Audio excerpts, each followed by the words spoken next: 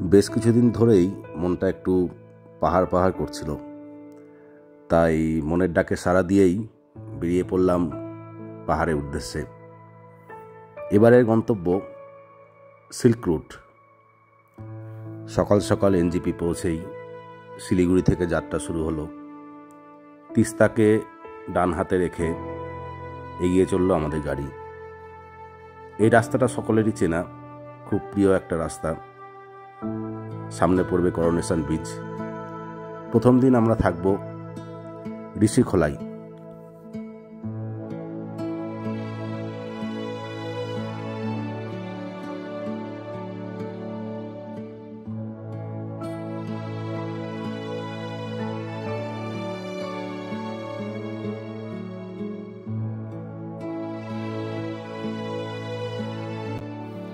এই জায়গাগুলোর সৌন্দর্য ভোলার নয়, যতবার আসি আবার নতুন করে ভালো লাগে।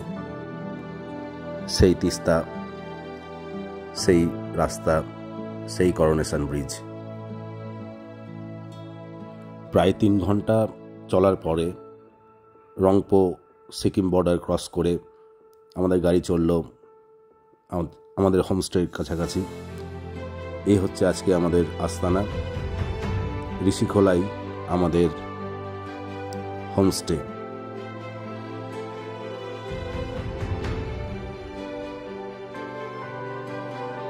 আমরা আজকে রাতটা এখানে স্টে করব, সবাই এনজয় করব, বনফায়ার হবে, সব বাচ্চারা একদম এনজয় করছে।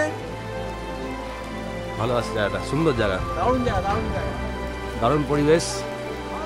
পাশ দিয়ে নদী বয়ে গেছে, নদী বয়ে গেছে, ঋষি নদী। ক্যামেরায় জল পড়ে যাচ্ছে। আসার পর থেকেই বৃষ্টি।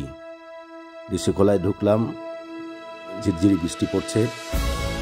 আজকে রাতটা আপাতত এখানেই থাকবো। কালকে আমরা রওনা দিব সুলুক অর্থাৎ সিল্ক রুটের উদ্দেশ্যে। আগামী 4 দিন আমরা সিল্ক রুট এবং গ্যাংটক ঘুরব। দেখা যাক জার্নিটা কেমন হয়। রোজের আপডেট দিতে থাকবো, সবাই পাশে থেকো, ভালো থেকো সবাই। আজকে রাত কাটবে এই বৃষ্টি ভেজা ঋষিখোলার হোমস্টে।